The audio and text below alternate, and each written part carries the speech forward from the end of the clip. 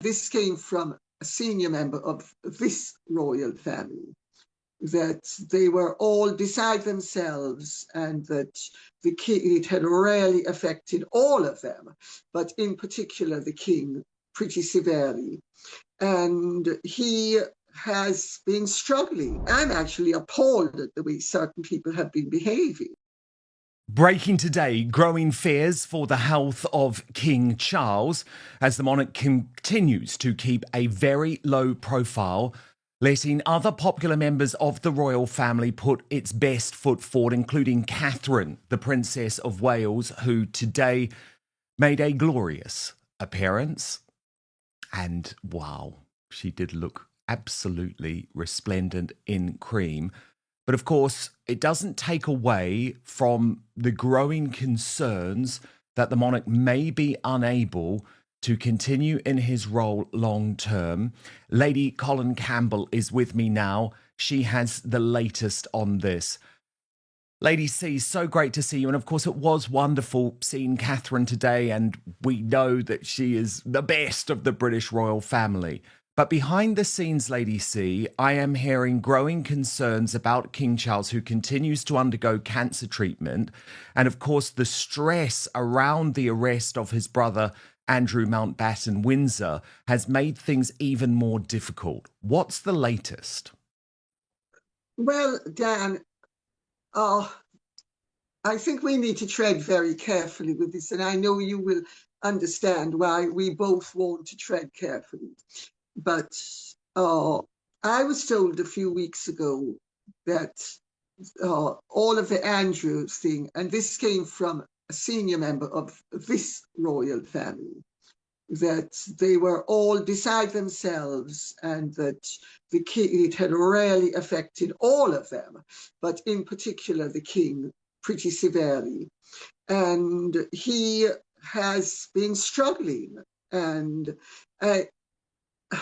I don't understand why people would think that somebody who was as ill as he is would not be struggling, considering the tremendous pressure that he has been under, some of which I have to say I think is totally unnecessary, because you have various supporters of the monarchy wading in very unhelpfully and making recommendations that are totally unrealistic and that may get them column inches or clicks, but really simply pile pressure on the king, and in a very destructive way. And of course, he's now had to he's having to recharge his batteries, to be gentle about it all. It's obviously he is not in a good place physically, and there's no way that all the stresses that he's under, and some of them are quite unnecessary. And, I get that some are necessary, but some are totally unnecessary. And I'm actually appalled at the way certain people have been behaving. But the less said about that, I suppose, the better. And Lady C, the reality is that in the final years of the late Queen Elizabeth II's reign, we would see her disappear from the spotlight for lengthy periods in order to focus on her health, to re-energize, where Charles was sort of an unofficial regent. Obviously, the Queen never even considered abdication, but he sort of ran things behind the scenes so that she could focus on her health. Do you see a similar thing happening here with Charles and William, or are we not at that point yet? Oh no, I think it's already started. I think it's a very softly approach. But William is given far more latitude and far more gravitas than he would have been given had his father been in robust good health, and had they been expecting that his father would have, say, 20-year reign. So no, it's already started, and William has far more influence than he would have had Charles been healthier. Lady C, we obviously see the positive side of the British monarchy. There are a couple of things I wanted to chat about in Charles's absence. First, I think really delightful. I don't know what you thought, but seeing Prince William and Princess Anne out together. I wish this is something we could see more. It just really worked for me. Watch this. No schoolwork? No. Sure, it's exam time, mustn't it? Sun's out, exactly. Yeah. Have you got sport this afternoon? Yeah. Football, rugby, what have you got? Netball. A match or just inter-school stuff? Yeah, match. Good luck. Thank you. Well. Glorious. I mean, that was just so great, wasn't it, Lady C? Well, this is what we need, and we need more of it, you know? Yeah. I think we're going to see more of it because she's the secret weapon, and I think William knows it.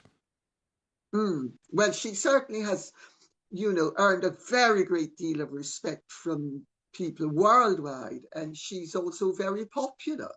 So she doesn't only have respect, she has popularity. And of course, she has gravitas because she's been around for over half a century, and she's never put a foot wrong unless you dislike swearing, in which case, of course, she's put many a foot wrong, as she's told people to naff off, naff beginning with an F.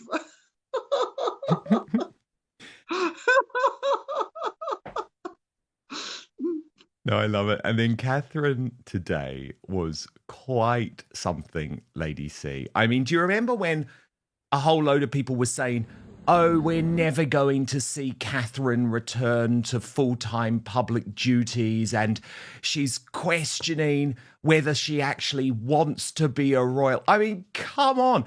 Actually, I would argue that since her treatment, there is so much more confidence in the public role of Catherine, the Princess of Wales. She's enjoying what she's doing, and it is very important at the moment. I couldn't agree more. But you know, when you face your mortality and you realize that you might only have a few months or a few years left, and of course you might have 30 or 40 or 50 years left, but you might equally have only 5 or 10, you realize what's important and what isn't. And a lot of the dross falls away, and you embrace that which is important to you. And I think her role as, first of all, Duchess of Cambridge and now Princess of Wales, because she knew she would end up being Princess of Wales one of these days, and hopefully Queen. Well, of course, with the cancer diagnosis, all of a sudden that was more of a hope than a certainty. And she's realized that she loves her royal role, but so does Charles, and so did the Queen. It's interesting that she really loves her royal role, because not all consorts have loved their royal roles. I mean, Queen Elizabeth, the Queen Mother, absolutely adored it, and so did Queen Mary. But, you know, there have been consorts who had rather more, shall we say, reserved attitudes to being a public consort, such as Queen Alexandra. It's so true. It is so true. I really do think she does love that role. There is absolutely no desire for her to step ahead of her husband in any way, but also when she is in an event like Leicester today, things just seem to work. Now, Lady C, that's the positive. The negative, of course, is that there are also fears for the mental health now of Andrew Mountbatten Windsor. I know some people don't say that is a concern, but I mean, I absolutely do, because the last thing we want in this scenario is another unaliving, another so-called suicide, which is what we saw with Jeffrey Epstein, even though I do not believe for a single second that that man took his own life. But I just want to show you what Andrew Lowney, the author of Entitled, has said about this, because he says that ex-Prince Andrew is now on suicide watch. Look at this. Temporary home at Sandringham at the weekend. The King's domestic chaplain. The headline is "Confess Any Sins." The ex-Duke sees the Sandringham priest a few hours before the King. What's he confessing his sins, Andrew, do you think, or looking for divine inspiration of how to get out of the hole he made? Well, who knows? I mean, he may be finding religion now. I think it's just they've taken pity on him. I mean, no one else is visiting him, so I suppose the local vicar should. Do you think that, genuinely, I like your point, because we read about Fergie, she's in some wellness clinic, talking about mental illness and everybody's out to get me. You've got to paint the picture of this guy sat on his own in Sandringham, and I'm going to ask the question that everybody will probably get upset about, and you can dump it if you want.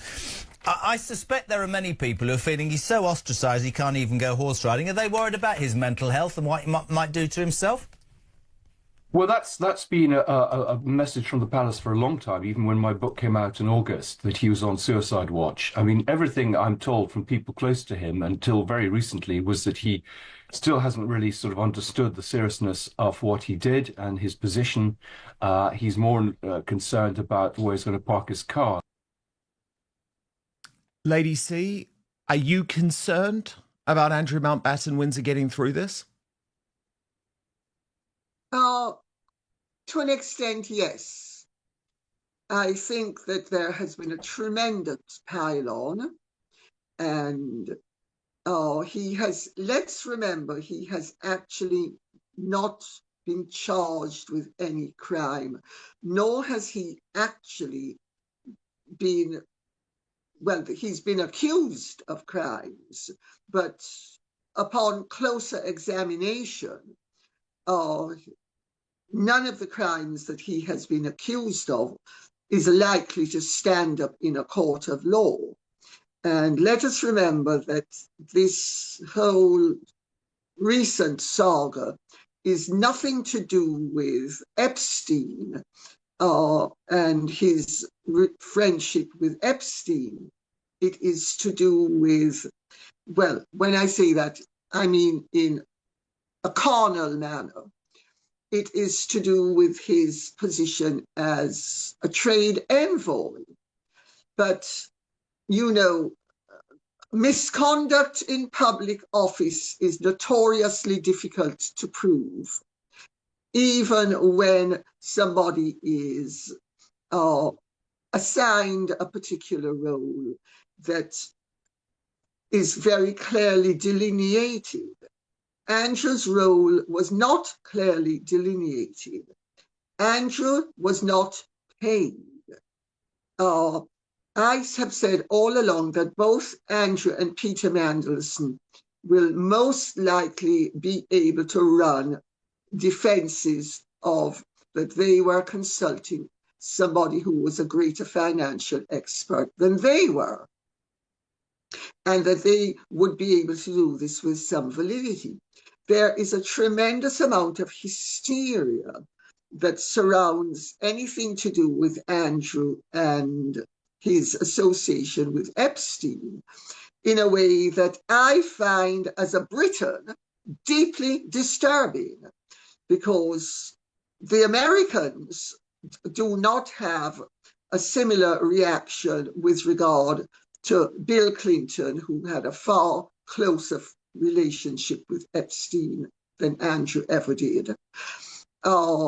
And, you know, none of the Americans is treated to the tremendous pressure and the tremendous weighting of you are guilty until proven innocent that the Britons have been, in particular Andrew. And we also need to remember that a lot of Andrew's non-trade envoy difficulties were created by David Boies, who was President Clinton's lawyer and who was a pro bono lawyer to try to entrap Andrew so that for the benefit of Hillary Clinton. And if you look at what some of the files reveal, for instance, the role of Christopher Steele in the Russian nonsense, where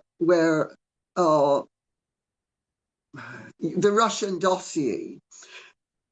This has been proven to be a total fabrication. Dan Wootton raises a series of claims that deserve closer examination, not because they are sensational, but because of what they imply. In this segment, the central claim is not simply that King Charles is unwell, or that Prince William is already assuming greater weight behind the scenes. The deeper suggestion is that the monarchy may already be entering a quiet transition, one shaped by illness, by institutional strain, and by the fallout from the Andrew scandal. The purpose here is not to dramatize that possibility, and certainly not to speculate recklessly about the king's condition. It is to examine what this kind of narrative does, why it is emerging now, and what it tells us about the pressures building inside the institution. The first thing to note is the framing.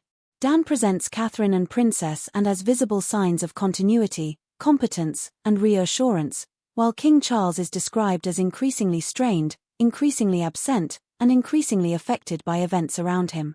That contrast matters. It creates a familiar succession narrative without ever formally declaring one. In other words, the monarchy is not said to be changing hands, but the audience is invited to imagine a future in which authority is already being redistributed. And that is a powerful idea, because modern monarchy depends as much on perception as on constitutional reality. If the public begins to see William as the stabilizing force, and as the reliable veteran, and Catherine as the emotional center of the institution, then a form of soft transition is already underway, whether officially acknowledged or not. That does not mean the conclusion is false. It means it is strategically significant. There is also a second layer to this. The transcript repeatedly links Charles's health, Andrew's scandal, and the need for institutional reform. That is a serious combination. Because once illness and scandal are discussed in the same breath, the question stops being merely whether the king is coping. The question becomes whether the system itself can cope under him. And that is a much larger issue. What Dan appears to be arguing is that Andrew is not just a personal embarrassment but a constitutional stress test. If the monarchy cannot contain the damage caused by one rogue figure, then all the inherited assumptions around titles, succession, and royal privilege suddenly become open to challenge. That is why the debate over removing people from the line of succession matters so much. It is not really about one prince. It is about whether hereditary monarchy can adapt without appearing arbitrary. Lady Colin Campbell pushes back hard on that point, warning against making constitutional changes in response to media pressure or public fury. And that argument deserves respect. Institutions are weakened when they appear to rewrite their own rules in moments of panic. If succession starts to look negotiable, monarchy itself becomes more vulnerable to political pressure. But the counter-argument is equally serious. If the institution appears incapable of disciplining itself, it invites exactly the sort of public anger and political scrutiny it fears most. That is the dilemma running through the entire discussion. Not saying that we shouldn't be concerned about such wrongdoing as took place with Jeffrey Epstein. But let's be clear about the fact that President Clinton made it absolutely clear that he had no idea of Jeffrey Epstein's improprieties in a carnal sense. And that actually supports something that I have been saying for years, which is that Jeffrey Epstein was a hate figure in our circle because he tried to steal my son Dima's godmother's flat from under her in Belgravia in the early 1980s. And even we, who absolutely loathed him and would have delighted in exposing him, and we certainly went out of our way to expose him as being the crook he was, but none of us knew that he was the pervert that he was. And Clinton was making the point that he didn't know that he was the pervert that he was either.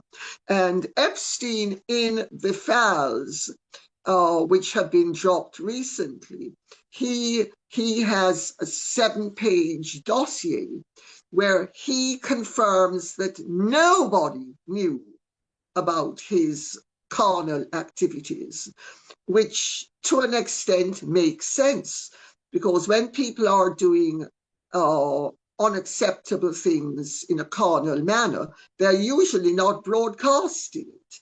But there is a sort of, the whole situation has taken on a life of its own, and there are all sorts of expectations. So everybody had to know everything.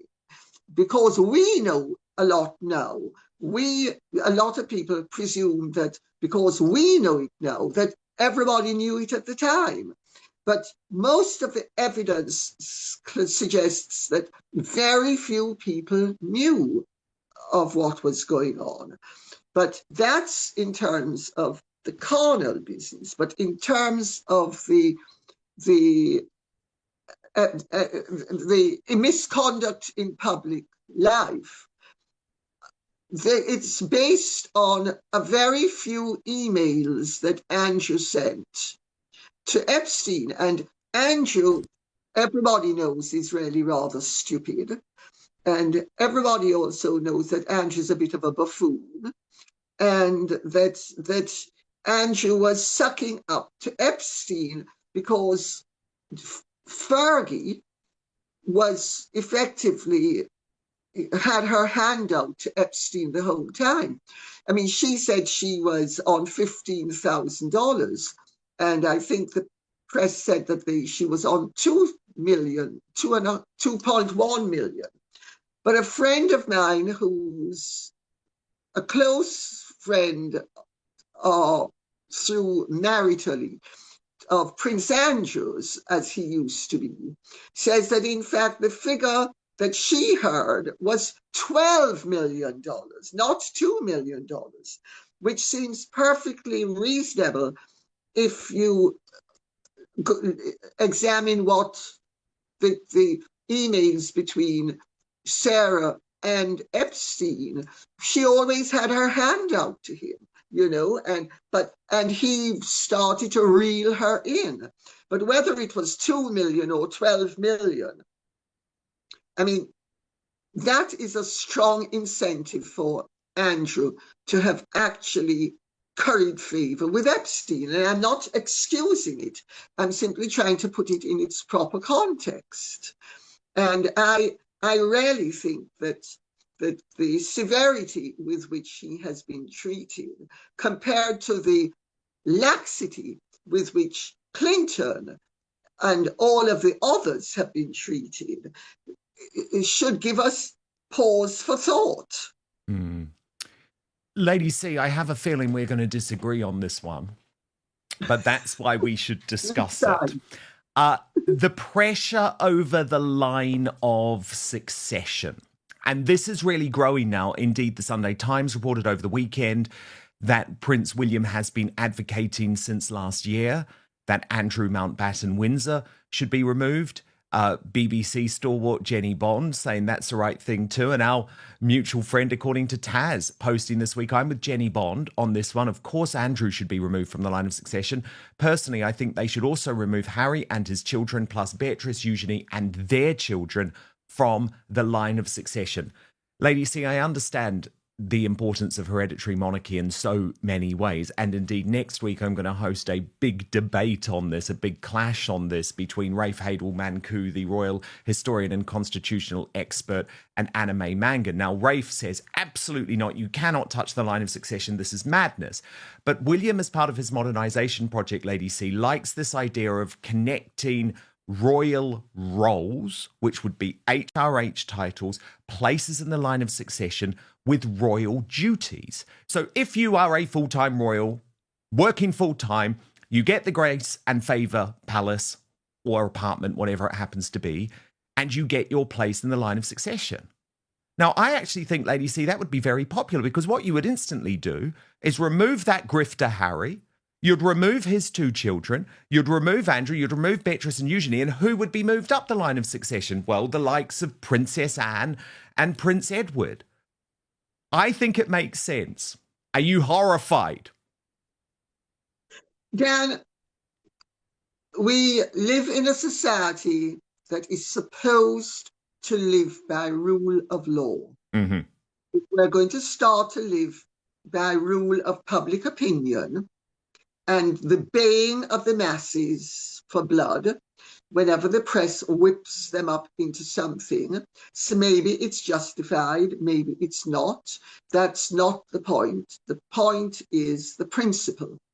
Are we going to end up having our heads of state determined by the baying of the masses for blood after they are whipped up by the press? I'm sorry, it is so unsound in terms of ethics and politics. There is, you know, let's remember there have been many scenarios in the past. I'll use the McCarthy era in the United States of America in the early 50s as an example, where Reds under the bed, people were accused, people had to flee, people were not allowed to work because they were suspected of being communists. And this went on for years, and many lives and many careers were destroyed. We, funnily enough, in the United Kingdom, hosted a lot of the artists and the directors and the authors who fled that witch hunt at the time. But are we now going to have our monarchy controlled by the whims of the public? Because it's not the whims of the public, it's the whims of the press, and it's the whims of the journalists, and it's the whims of the commentators, who half the time don't know what they're speaking about, and the other half don't have sufficient responsibility to actually understand the consequences of what they are recommending. So no, I think it is an absolutely appalling idea. I think any major decision should never be taken in the heat of the moment if you can possibly avoid it. And tampering with the line of succession, first of all, I think Andrew should renounce his rights to the line of succession. I think that whether he is as guilty as people seem to believe he is, or as innocent as he thinks he is beside the point. He is totally sullied, and his reputation is completely destroyed, in part because of his own bad behavior. So let's be clear about the fact that Andrew's bad behavior has got him into the mess that he is in. Whether it is a bigger mess than it should be or not is beside the point. I'm now speaking in purely moralistic and ethical terms. So Andrew has responsibility for his actions, and he should actually renounce, and I've recommended this before, I think he should renounce his rights of succession in the interest of the monarchy generally. I think the pile-on with his 2 daughters is quite frankly disgraceful, and I think that it is untoward, and I think that it is unacceptable, and I think that it is very class-driven and riven with envy, because they were very young at the time. And you have, on the one hand, certain commentators decrying their conduct at 19 and 20 because they are royal, they should be responsible. But a 27 or a 32-year-old or a 24-year-old victim had no idea that for years the hundreds of thousands of dollars they were taking from Epstein was dirty money. I'm sorry. It's, there needs to be some consistency. And as for Harry and his children, that's another matter altogether. Because Harry has attacked the institution of the monarchy.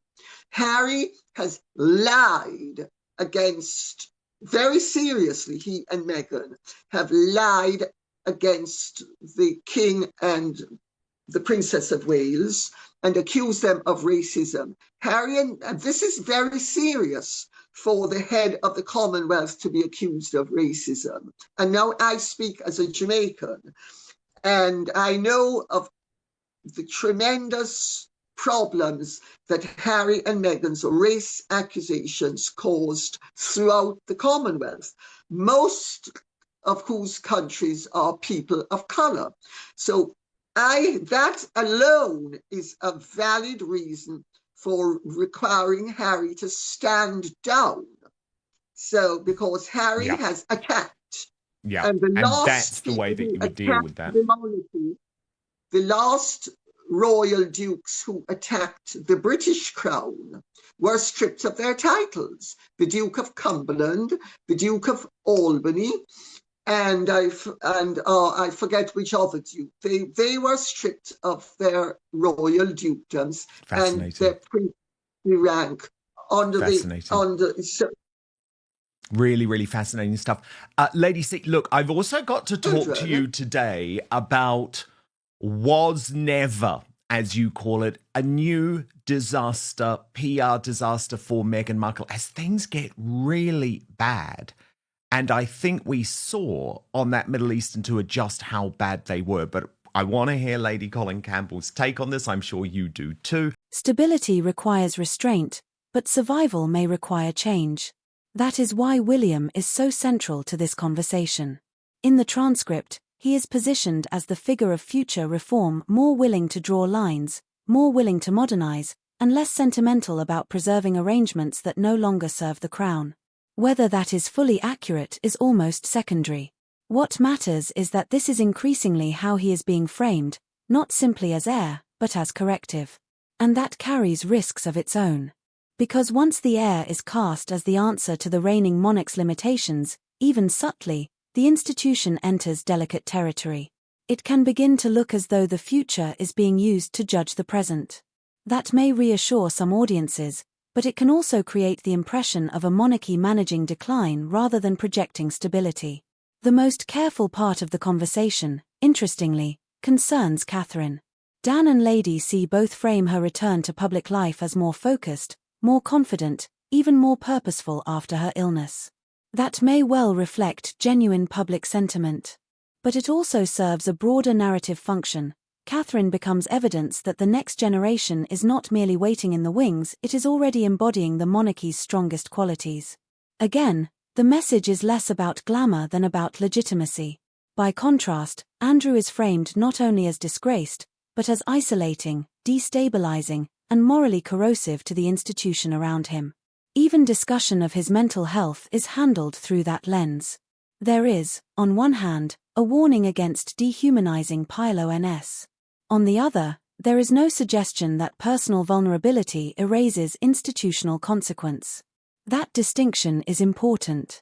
Concern for mental well-being cannot become a substitute for accountability. But accountability cannot become an excuse for mob logic either. And that may be the central tension in the entire piece. Because beneath all the headlines, health, scandal, succession, public appearances, the real question is one of monarchy's operating model. Is it a family first, bound by loyalty and continuity? Or is it a public institution first, bound by discipline and legitimacy? In times of calm, the monarchy tries to be both. In times of crisis, it is forced to choose which principle matters more. What this discussion suggests is that the choice may no longer be theoretical. If Charles is indeed under growing pressure, then every absence becomes meaningful. Every appearance by William, Anne, or Catherine becomes more than routine. Every scandal involving Andrew becomes more than personal disgrace. It becomes evidence in a larger case about whether the monarchy, as currently structured, can still protect itself. That is why this conversation matters. Not because it predicts collapse, and not because it proves an immediate transition, but because it reveals how the monarchy is now being interpreted, as an institution under visible strain, quietly redistributing responsibility while trying not to admit that it is doing so. And in constitutional life, that is often how change begins, not with a formal declaration, but with a shift in who the public already believes is carrying the burden.